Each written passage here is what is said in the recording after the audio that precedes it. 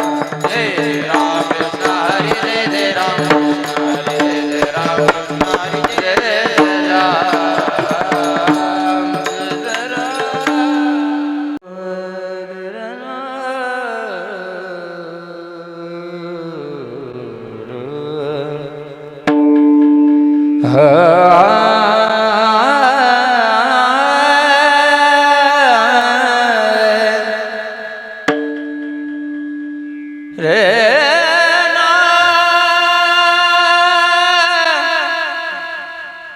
रे रे ना रे ना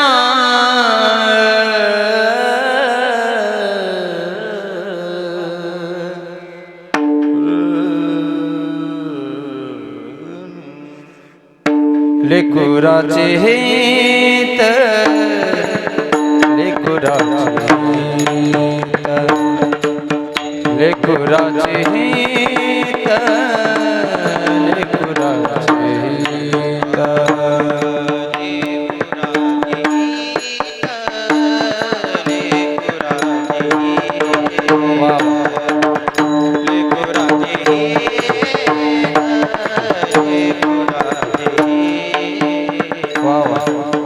लेकुराचे हित लेकुराचे लेकुराचे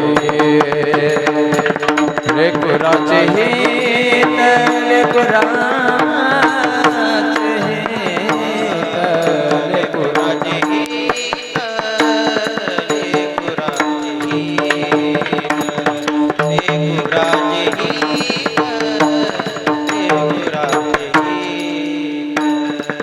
जाने मावळचे सीता वाहे मामुरी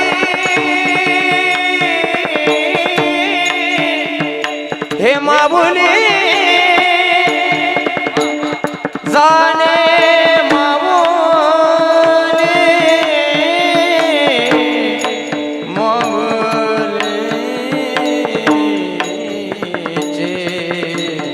जाने माऊलीचे चिता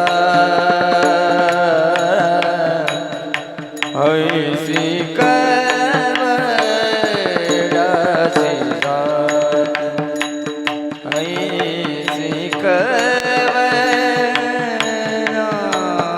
जात जाने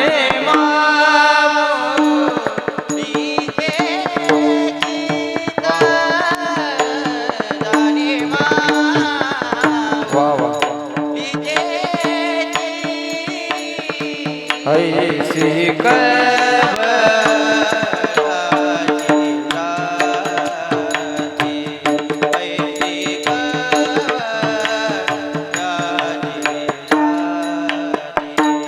करी लाभा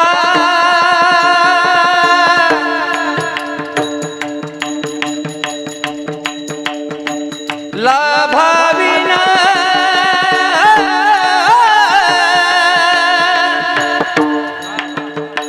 लाभाविन प्रीती करीला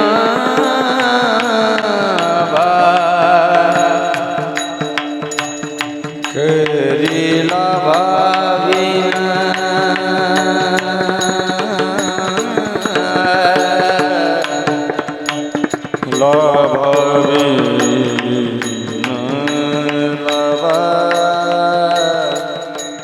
Lavavina,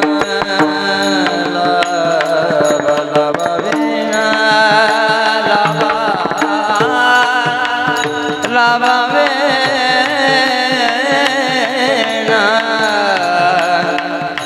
lavavina,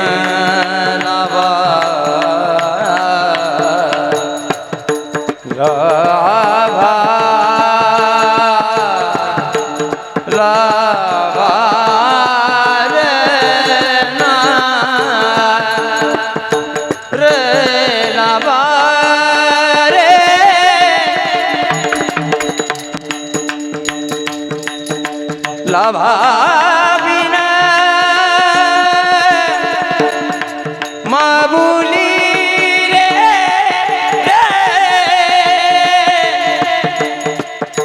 लाभाविना लाभाविना करी लाभाविना ऐसी कब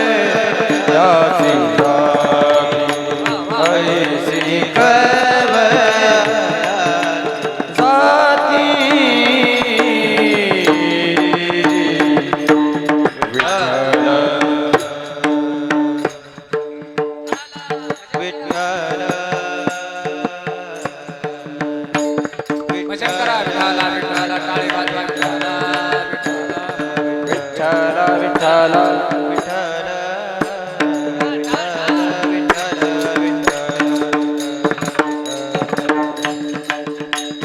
वाव हरी विठ्ठल विठ्ठल विठ्ठल विठ्ठल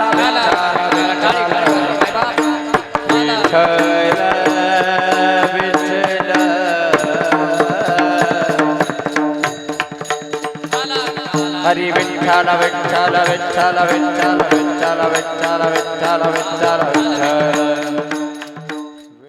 लेकुराचे हित जाणे माहुलीचे चित्त किंवा वाहे माहुलीचे चित्त ऐसे कळवळ्याचे जाते करीला भावेन प्रीती. एक पण ठेवावे हा. पोटी भार वाहे त्याचे सर्वस्व साये ऐसे कळवळ्याचे जाते करीला भावेन प्रीती. तुका म्हणे माझे तुम्हा संतावरी ओझे ऐसे कळवळ्याची जाती करीला भावीन प्रीती. विठाला विठ्ठल विठ्ठल विठ्ठल विभुं वेणुनादं चरन्तं दुरन्तं स्वयं लीलया गोपवेशं ददानं गवामुरन्दकानन्दनं चारुहासं परब्रह्मलिंगं भजे पांडुरंगम.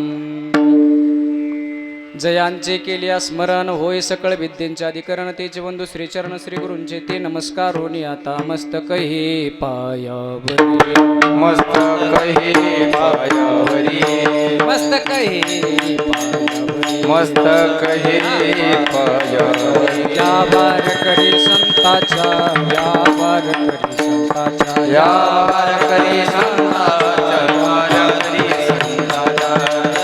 वारकरी संताच्या या मस्तक हे पायावरी या वारकरी संताच्या वारकरी संताच्या या वारकरी संताच्या मस्तक हे पायावर या वारकरी संताच्या वारकरी घ्यावी घ्यावी माझी सेवा घ्यावी घ्यावी माझी सेवा घ्यावी घ्यावी माझी सेवा घ्यावी घ्यावी माझी सेवा दीन दुर्बळाची देवा दीन दुर्बळाची देवा घ्यावी घ्यावी माझी सेवा घ्यावी घ्यावी माझी सेवा दीन दुर्बळाची सेवा दीन दुर्बळाची सेवा घ्यावी घ्यावी माझी सेवा घ्यावी घ्यावी माझी सेवा लेकुराचे हित जाणे माऊलीचे चित्त ऐसे कळवळ्याची जाते करीला भावीन प्रीती. श्रीमंत श्री जगद्गुरु तुकोबाराय श्री महाराजांचा 4 चरणाचा अभंग आपणासमोर आज ज्या निमित्ताने गायला गेलाय ते निमित्त म्हणजे या ठिकाणी हा जो कार्यक्रम आयोजित केलेला हा नैमित्तिक कार्यक्रम आहे. शास्त्राने काही कार्य सांगितलेले आहेत त्यापैकी आजचं जे कार्य आहे त्याला नैमित्तिक कार्य म्हटलं जातं. या नैमित्तिक कार्यक्रमाच्या संयोगाने आयोजनाने तुम्ही आम्ही एकत्र या ठिकाणी आलेलो आहोत. गेल्या वर्षभरापूर्वी या जाधव परिवारातील एक छोटंसं फूल कोमेजून गेलेले छोटंसं बाळ एका आईच्या वडिलाच्या पदरातून देवाने हिसकावून घेतले. निखिल संजय जाधव असं त्याचं नाव आहे.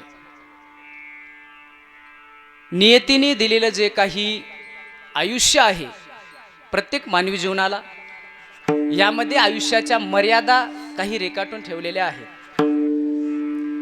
जेवढं आयुष्य नियतीने आपल्याला दिले, प्रत्येकाला, तुम्हाला आम्हाला, त्या आयुष्याची कालगणना जर केली गेली आपण, तर शास्त्र असं सांगतं कलियुगामध्ये माणसाला 100 वर्षाचं आयुष्य आहे.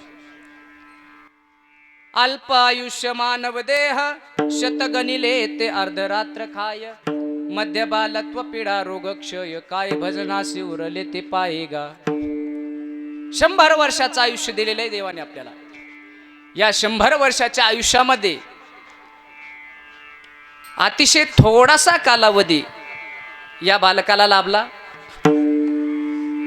कारण जीव ज्या वेळेस जन्माला येतो त्यावेळेसच त्याचं मरण ठरलेलं असतं. जन्माले बाळ त्याची वाट पाहे काळ. रेखाटून दिलेलं आयुष्य 100 काहीच वर्ष आपल्या हातात आहेत. त्यामध्ये अर्धे झोपेत जातात, अर्धे भोजनात जातात. मग काय भजनासी उरले ते पाहेगा. याच्यासाठी संत महात्मे जगद्गुरु तुकोबाराय या अभंगाच्या द्वारे आपल्याला प्रतिपादित करतात, सांगू इच्छितात. एका आईचं रूपक संत महात्मे तुकोबाराय त्या संत महात्म्यांना देतात. आईचं रूपक देण्या इतकी उपमा त्या संतांच्या ठिकाणी जी योग्यता आहे ती इतर कोणत्याही नात्यामध्ये नाही. म्हणून तुकोबारायांना वाटलं असेल की आईची ममता, मायेचं अंतकरण हे संतांच्या अंतकरणासारखं असतं, किंवा संतांचं अंतकरण हे आईच्या मायेसारखं असतं. त्यामुळे ते उपमा तुकोबारायांनी माऊलींना दिलेली.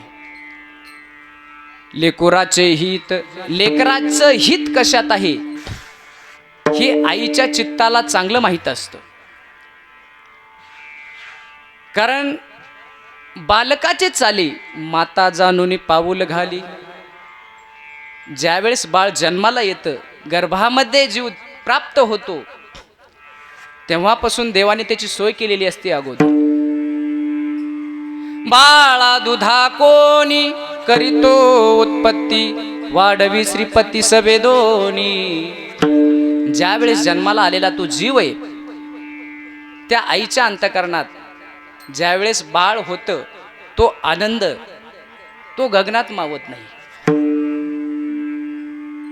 अनेक गीतकारांनी, अनेक कविताकारांनी, साहित्यकारांनी सगळ्यांना आईचं वर्णन केलं. माझ्या घराचं गोकुळ झालं, घर आनंदान नाल, जशी अमृताची धारण माझ्या सोन्याचा संसार, राजा राणीचा दरबार. अनेक गीत आहेत, अनेक वाक्य आहेत. आईच्या चित्तामध्ये जसं बाळाविषयी असणारं प्रेम, नवे नवे मातेची या चित्ती अवघी बालकाची व्याप्ती. तुकोबारायांचा अजून एक अभंग आहे. पक्षिणीचा दृष्टांत देतात तुकोबाराय. ती पक्षिणी आपल्या पिलांसाठी चारा आणण्यासाठी खूप दूरवर जाते, त्याच्या खाण्यापिण्याची सोय करते. हा दृष्टांत तुकोबारायांच्या मनाला भावला, तेव्हा तुकोबारायांनी त्याचं वर्णन केले. पक्षिणी प्रभाते चारी आसी जाय, पिलू वाट पाहे उपवासी. पक्षिणी प्रभाते चारी आसी जाय. सकाळच्या वेळेस ज्यावेळेस ती पक्षिणी आपल्या पिलांसाठी दाणे आणण्यासाठी, चारा आणण्यासाठी निघून जाते, जरी दूरवर गेली तरी तिचं चित्त, अंतकरण हे कुठं असतं? त्या बालकाजवळ असतं. म्हणून ही उपमा तुकोबारायांच्या मनाला योग्य वाटली असावी. म्हणून तुकोबाराय म्हणतात, लेकुराचे हित, त्याचं हित कशात आहे हे सर्वस्वी जाणतेपणाचं लक्षण त्या आईच्या ठिकाणी आहे.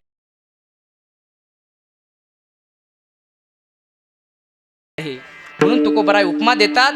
आईची उपमा त्या संत महात्म्यांना देतात, ते रूपक वापरतात. तिच्या चित्तामध्ये लेकराविषयी असलेली कळवळ, तळमळ ती इतर ठिकाणी कोणत्याही नात्यामध्ये आपल्याला पाहायला मिळत नाही. एवढे उपकार असतात. आई ग थोर तुझे उपकार, जन्म देऊनी केले कृतार्थ जीवन. आई ग थोर तुझे उपकार. एवढे उपकार आहेत आईचे. परंतु सोशल मीडियाच्या जमान्यामध्ये आपण पाहतोय आज त्याच आईची, त्याच वडिलांची जे लाडाव कोडात वाढवलेलं बाळ आहे ते शेवटी काय करतं, वृद्धाश्रमाची वाट दाखवते. नवे नवे त्यांना ज्या तळहाताच्या पाळण्याप्रमाणे ज्याला सांभाळले त्या बाळाला शेवटी ते बाळ मोठं झाल्याच्या नंतर काहीतरी वेगळ्या मार्गाला जाऊन व्यसनाधीन होऊन आधुनिकतेच्या जीवनामध्ये ज्या आईवडिलांना सहारा द्यायचा आहे त्या वयामध्ये त्यांना काय करतात, ते लाता बुक्क्याने मारतात. आपण पाहतोय समाजातलं चित्र फार विचित्र होत चाललेलं आहे. कुठेतरी संत वाङ्मयाची गरज आहे आज. कारण तुकोबराय म्हणतात, माय बाप हे केवळ जन्मदाते नसतात, ते साक्षात भगवंताचे स्वरूप आहेत. तू का म्हणे माया बापे अवघी देवाची स्वरूपे. गणेश महाराज आपण पाहतोय समाजामध्ये वावरत असताना अनेक हाल यातना त्या आईनी त्या वडिलांनी काढलेल्या असतात.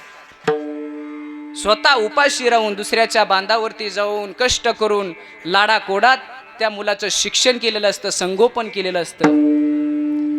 9 महिने 9 दिवस गर्भामध्ये त्याला वाढवलेलं आहे, त्याचं ओझं वागवलेलं आहे.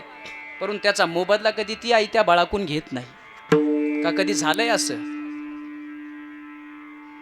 तरी पण मुलं मोठी झाल्यानंतर काय म्हणतात, सांग आई, सांगा पप्पा, तुम्ही माझ्यासाठी काय केलं.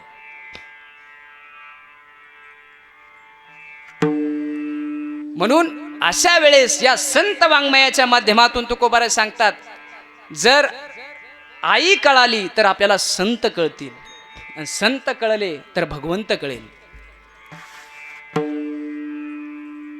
याच्यासाठी फार छान असा दृष्टांत दिलाय तुकोबाराय.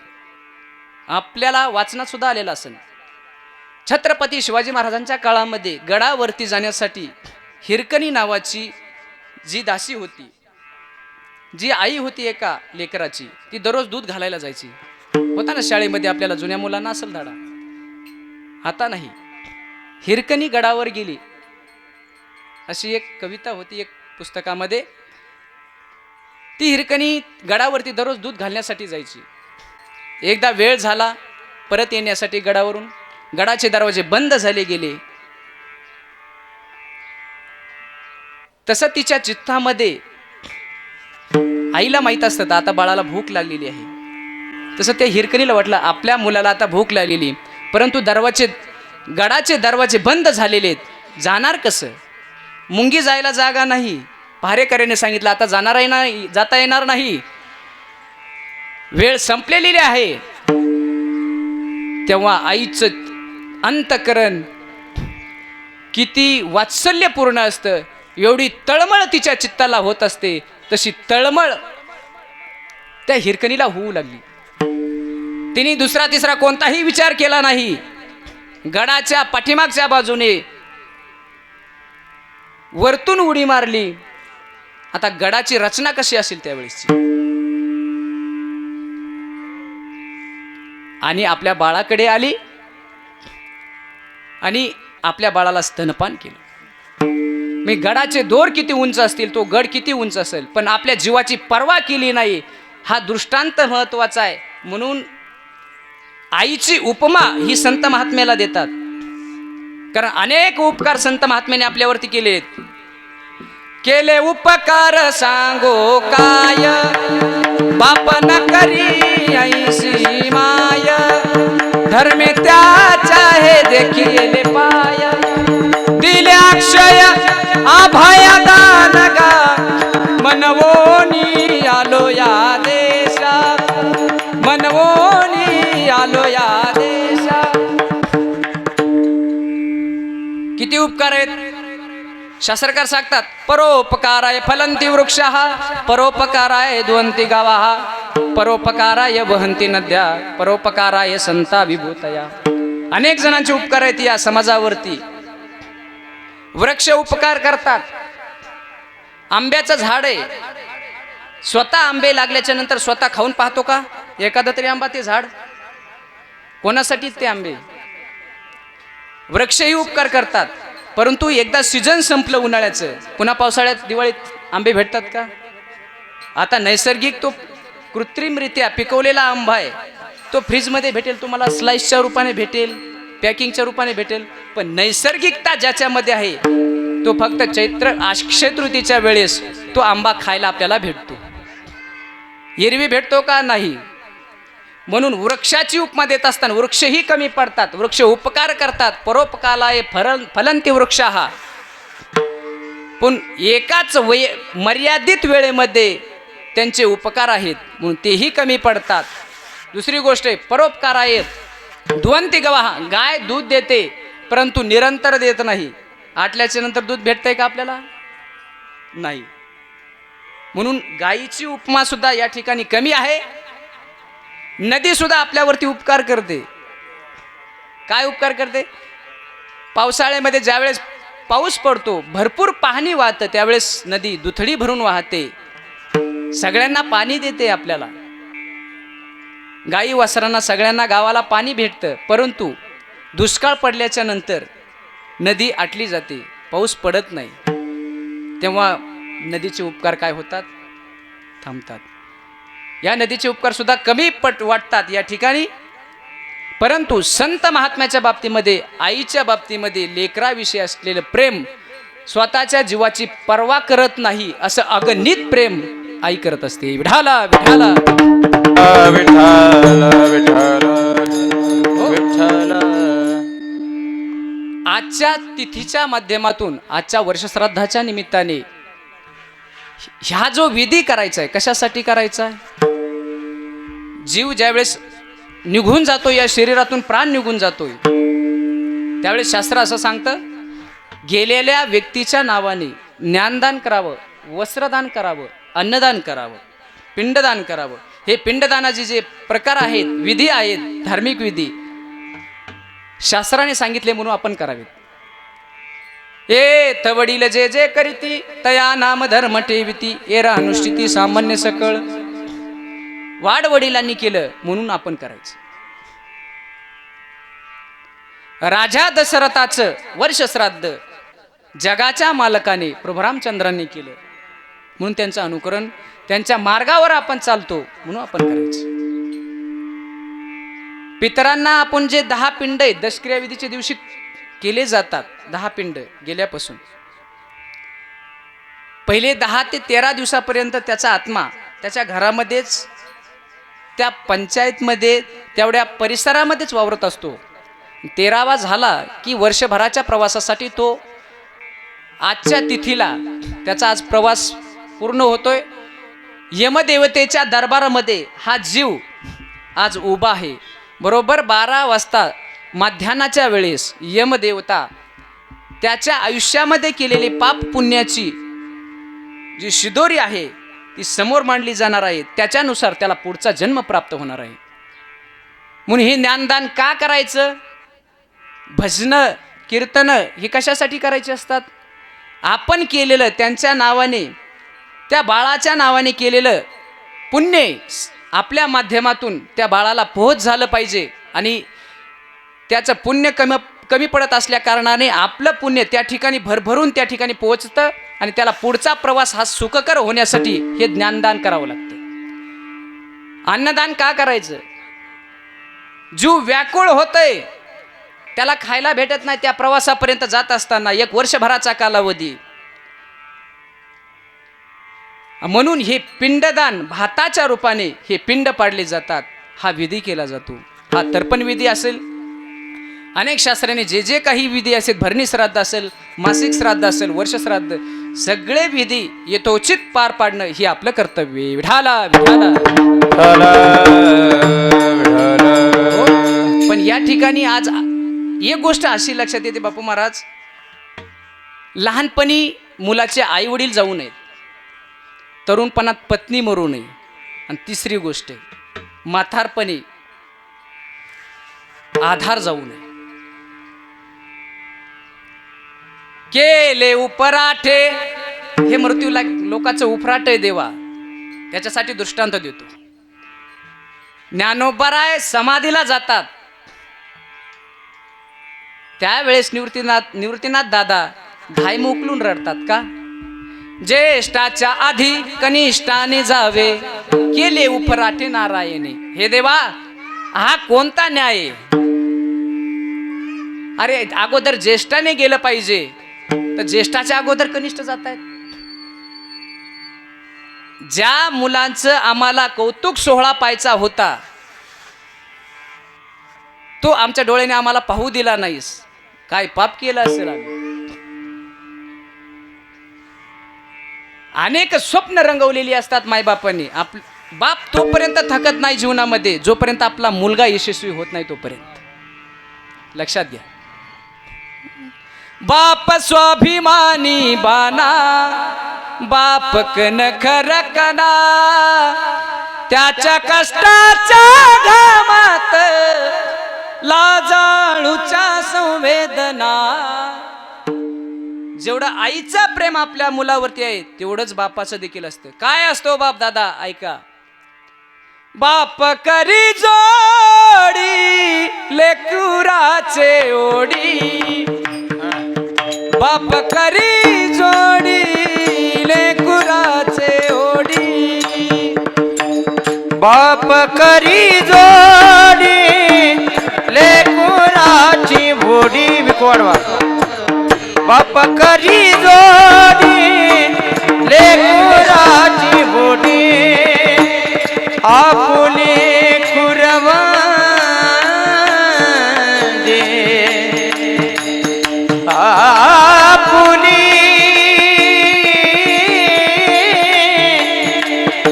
खुरवली वाढवो.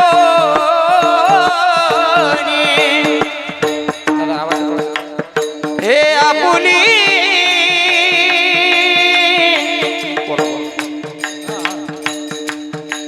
बाप करी जोडी लेकुराचे ओढी. बापाचं अस्तित्व लेकरासाठी तोपर्यंत संपत नाही, किती जरी थकला शरीराने बाप, तो मनाने कधीच थकत नाही. त्या लेकीसाठी, त्या लेकासाठी तो बाप आयुष्यभर झगडत राहिला, कष्टत राहिला. तळहाताचा पळा केला, रात्रीचा दिवस केला, एवढे कष्ट केले. कशासाठी कष्ट केले? माझ्या लेकराचं कल्याण व्हावं, माझ्या ताईडीचं कल्याण व्हावं, ती चांगल्या घरात जावी, ही अपेक्षा त्या बापाची असते. परंतु आता उलट झालंय देवा. आई वडिलाच्या आधी मुलाला घेऊन गेला. सुखाने आयुष्य जगू द्यायचं होतं थोडंफार तरी. ज्ञानोबराय समाधीला जातायत ना, त्यावेळेस निवृत्तीनाथ दादा रडतायत. काय माझ्या जीवनामध्ये असह्य वेदना होत आहेत माझ्या अंतःकरणाला. अरे ज्ञानदादा समाधीला जातायत, कार्य पूर्ण करून वयाच्या 16व्या वर्षी ज्ञानेश्वरी सारखा महान ग्रंथ लिहून ठेवलाय आपल्यासाठी. जगाला ज्ञानेश्वरी सारखा महान ग्रंथ दिला ज्ञानोबरायांनी. आणि वयाच्या 22व्या वर्षी समाधीला जाताय, तेव्हा निवृत्तीनाथ दादा रडतायत. डोळ्यात अश्रू आले. वडीलकीच्या नात्याने निवृत्तीनाथ दादा समजावतायत, ज्ञानदादा काय प्रेम केलं असेल. अरे आई वडील झोपेत असताना निघून गेले, देहांत प्रायश्चित्त धर्मपीठाने सोपवलं होतं. का? माझ्या मुलाला समाजामध्ये समाजामध्ये व्यवस्थित वागता यावं, समाजाने त्याचा स्वीकार करावा म्हणून न्याय मागण्यासाठी पैठणच्या धर्मपीठाकडे गेले आणि त्या न्याय पंडितांनी काय न्याय दिला होता, असा कसा न्याय होता तो देहांत प्रायश्चित्त. अरे ज्ञानोबराय जर गावात गेले, इंद्रायणीला हात लावला तर इंद्रायणी बाटवली म्हणायची. माऊली माऊली रे माऊली.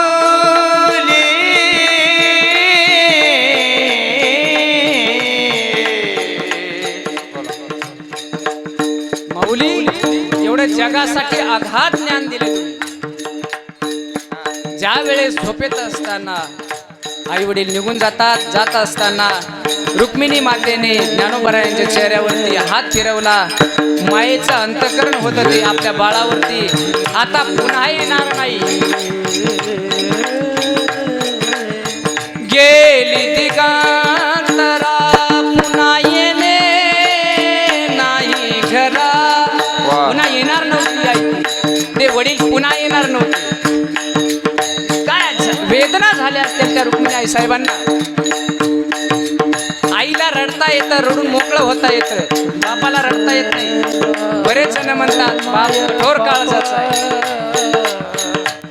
अरे घराच्या छतावरती जर पाऊस पडत असला तर लोक म्हणतात, घरातले सदस्य म्हणतात हा फार आवाज करतो. पण अनेक संकट झेलतोय. कोणासाठी झेलतोय? या कुटुंबासाठी झेलतोय. त्याला रडता येत नाही. म्हणून ज्ञानोबरायांना सोडून जात असताना त्या रुक्मिणी आई साहेबांच्या मनामध्ये झालेली वेदना आहे ती धाय मोकलून रडते. ज्ञानदादाचं ठीक आहे, निवृत्तीनाथदादाचं ठीक आहे, पण एवढीशी छोटीशी मुक्ताई माझी, तिला काहीच माहित नाही, काही कळत नाही अजून, तिला लहान आहे ती जरा. ऐका ना, ती एवढीशी मुक्ताई, पण त्यावेळेस हात फिरवला मायेचा रुक्मिणी आई साहेबांनी आणि निघून जाणार. तिला माहित होतं या उभ्या आयुष्यामध्ये पुन्हा मला माझ्या लेकरांचं मुख पाहता येणार नाही. म्हणून तेव्हापासून आई वडील गेल्याच्या नंतर सर्वस्वी जबाबदारी वडीलकीच्या नात्याने निवृत्तीनाथ दादांनी पूर्ण केलेली आहे. तशी जिम्मेदारी ते दुःख निवृत्तीनाथ दादांना होते ज्ञानोबराय जाताना, तसं आज या आई वडिलांना सुद्धा दुःख होत असेल. दादा, आमच्या जीवनातून आज एक बाळ निघून गेले, आमच्या पोटचा हिरा तू घेऊन गेलास. काय चुकलं होतं आमचं? कुठे पुण्य कमी पडलं होतं? अरे नवस सायाचं करून मुलं होत नाहीत लोकांना. देवाने दिलेली देणगी आहे आणि एवढ्या लवकर सुखाचं अस्तित्व आम्हाला पाहायचं होतं आमच्या डोळ्याने. त्याच्या कौतुकाचा नयनरम्य सोहळा आम्हाला पाहायचा होता. ज्ञानोबरायांची उपमा ही, ज्ञानोबराय म्हणजे साक्षात माऊली आणि माऊली म्हणजे आईचं अंतकरण. माऊली माऊली रे हे माऊली विठ्ठला.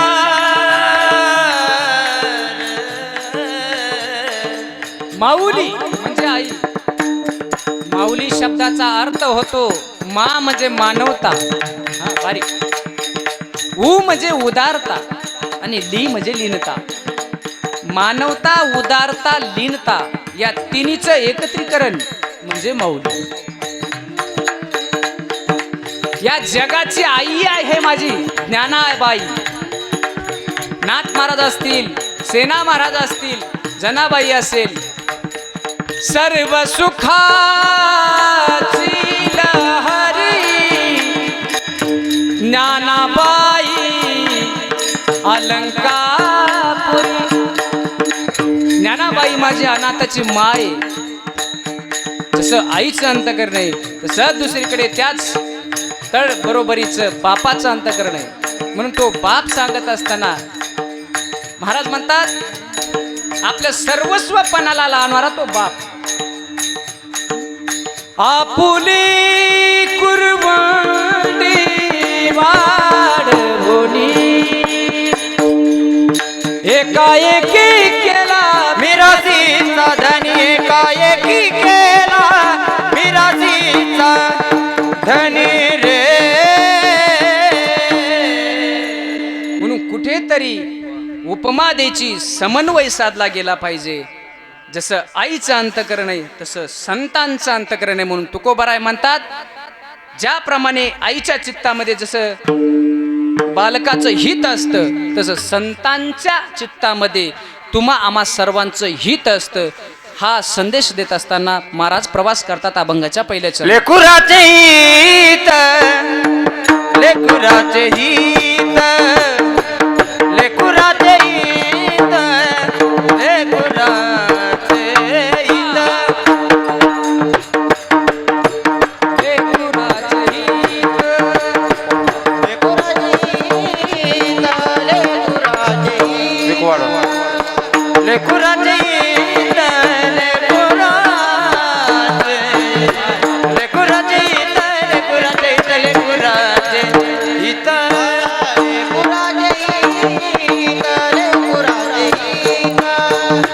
लेकुराचे हित लेकुराचे हित वाहे माऊलीचे चित्त जाणे माऊलीचे चित्त ऐसी कवळ्याची जाती ऐसी कवळ्याची कवळ्याची जाती ऐसी कवळ्याची जाती ऐसी कवळ्याची कवळ्याची कवळ्याची जाती. अभंगाच्या पहिल्या चरणामध्ये तुकोबाराय व्यक्त करतात लेकुराचे हित जाणे माऊलीचे चित्त किंवा वाहे माऊलीचे चित्त. चित्ताची अवस्था आईच्या अंतकरणामध्ये बाळाविषयी असते तसे संतांच्या अंतकरणामध्ये जीवाविषयी असणारी हिताची अवस्था तळमळ. एवढे उपकार करतात संत महात्मे. काय सांगू आता संतांचे उपकार. त्या उपकारातून मी उतराई होऊ शकत नाही. तुकोबाराय म्हणतात एवढे उपकार केलेत त्यांनी. बुडते हैं जान न देखावे डोळा ये तो कळबळा मनोनिया. हे जग अधपतनाच्या मार्गाने जाऊ नये. हे बुडताना पाहिलेलं जग हे संत महात्म्याच्या अंतकरणामध्ये हळहळ व्यक्त करतं.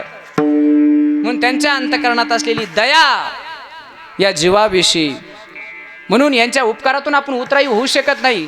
काय द्यावे त्यासी व्हावे उपतराई. म्हणून एक सुख सर्वस्व असणारं सुख आईच्या अंतकरणातून निघून जाते. याच्यासारखी दुर्दैवी गोष्ट कोणती आहे. मायामध्ये राहले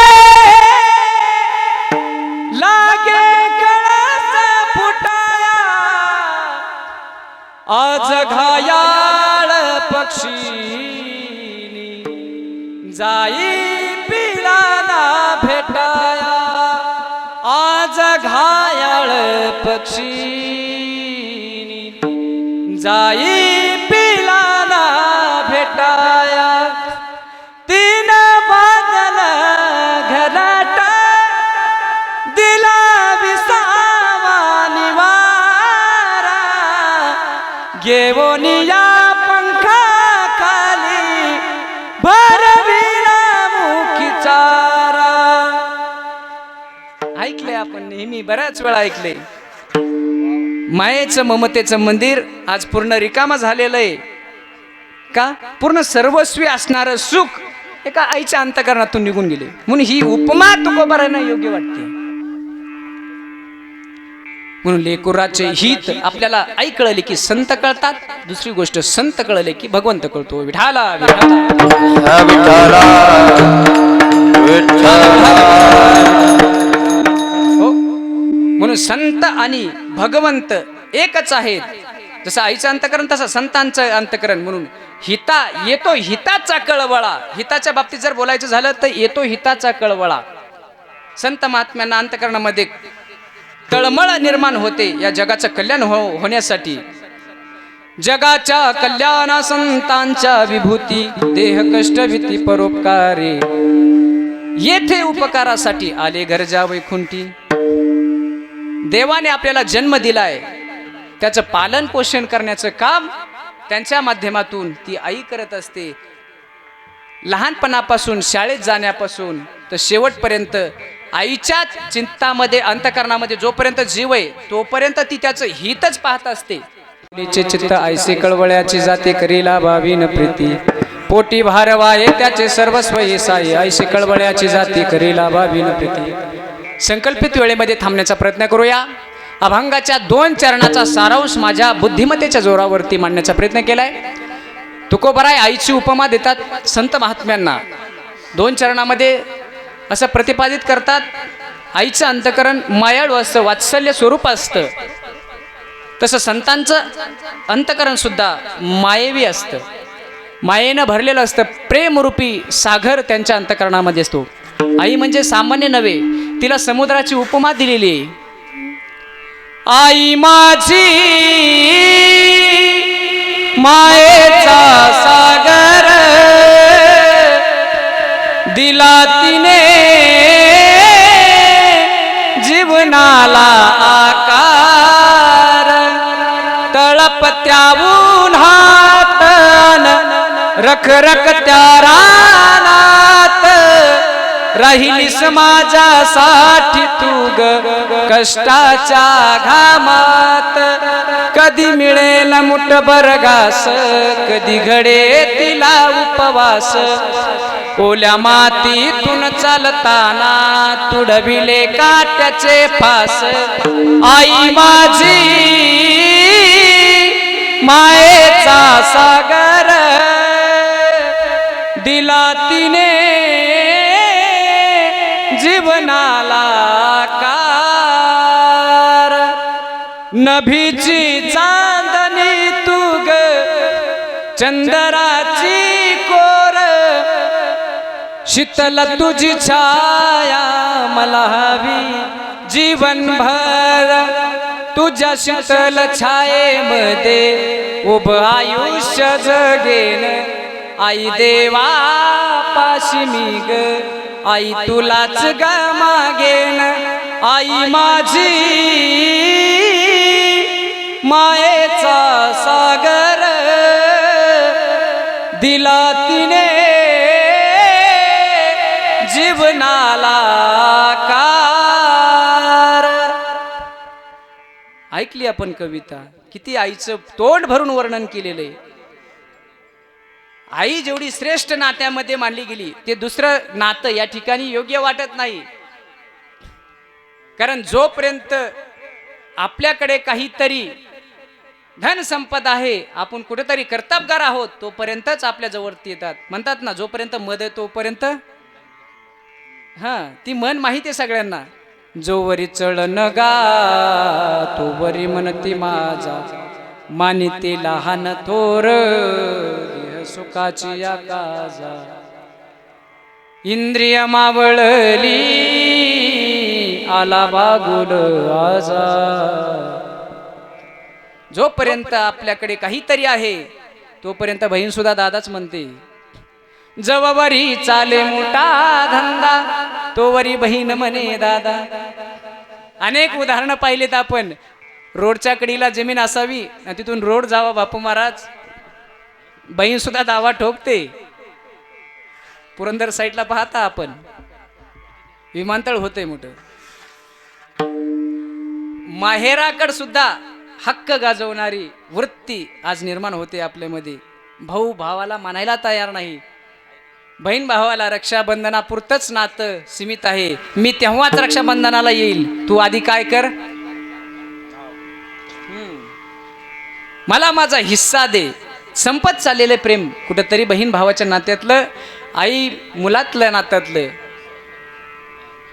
दारूसाठी पैसे नाही दिले म्हणून आईला मारणारी वृत्ती आज सुद्धा या समाजामध्ये पाहायला मिळते आपल्याला. तिने किती कष्ट केलेत आपल्यासाठी आणि आपण तिच्या उपकाराची थोडी सुद्धा जाण ठेवत नाही. 9 महिने 9 दिवसा झाली जग बघण्या घाई, वंशाच्या दिव्या पायी नको पण ती विजवाई. कितीतरी मुले आपण गर्भामध्ये मारल्यात. बीड जिल्ह्याचं उदाहरण आहे आमच्या. आता मुली भेटत नाहीत लग्नासाठी. कृष्णा महाराज आम्हाला लोक सांगतात, महाराज पहा कुठेतरी, हा घ्या बायोडाटा, तुम्ही गावोगाव फिरता,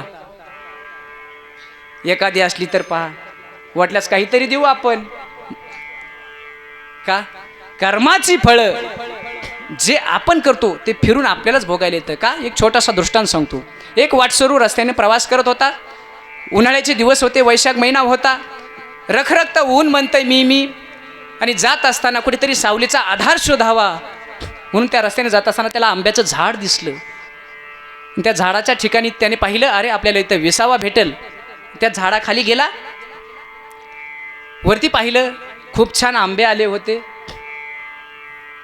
मनात इच्छा निर्माण झाली, एकतरी आंबा आपण खाल्ला पाहिजे. वरती गेला, आंबा तोडला हाताने, खाल्ला. पण त्या भागामध्ये जरा आंब्याची कमतरता असावी किंवा मालक रागीट असावा. त्या मालकाने लांबून पाहिलं, कुणीतरी आंबे तोडते. तो मालक जवळ आला आणि त्याला का आंबे तोडले, का खाल्लेस म्हणून त्याला मारलं, पाठीमध्ये मार दिला. तेव्हा तो मार त्याला सहन होईना, त्याच्या डोळ्यातून अश्रू आले. दादा, माझा दृष्टांत संपला. वाट सुरू रस्त्याने जात होता. आंब्याचं झाड कोणी पाहिलं होतं? डोळ्याने पाहिलं होतं. तिथं घेऊन कोण गेले त्याला? आंब्याच्या झाडापर्यंत पाय घेऊन गेले. खाल्ला कोणी? हां. मार कुणाला खावा लागला? पाठीला. अश्रू कुठून आले? म्हणजे सुरुवात कुणी केली होती? कर्म फिरून येतं. विठाला विठाला विठाला विठाला. जसं मानवी जीवन जगत असताना आपलं कर्म चांगलं असावं. जसं बालकासाठी आई करत असते ना, तसं आपण निष्काम भावनेने त्या मुलासाठी जसं करतो, तसं स्वच्छ भगवंतासाठी आपलं कर्म असावं. म्हणून पोटी भार वाहे त्याचे सर्वस्वई साहे, असं तुकोबाराय म्हणतात. आणि अभंगाच्या शेवटच्या चरणामध्ये उल्लेख आलेला आहे, तुका म्हणे माझे तुम्हा संतावरी ओझे. असं कोणतं ओझं सांगताय तुकोबाराय या ठिकाणी? जसं बालकाचं ओझं त्या आईला काहीच वाटत नाही, तसंच तुकोबाराय म्हणतात की मुनिवर तुम्ही साक्षात प्रभूच्या मूर्ती आहात. माझ्या करून मी तवा अनाथ अपराधी, कर्मही नमती मंद बुद्धी. तुझं मी आठविले नाही कधी, वाचे कृपानिधी माई बापा.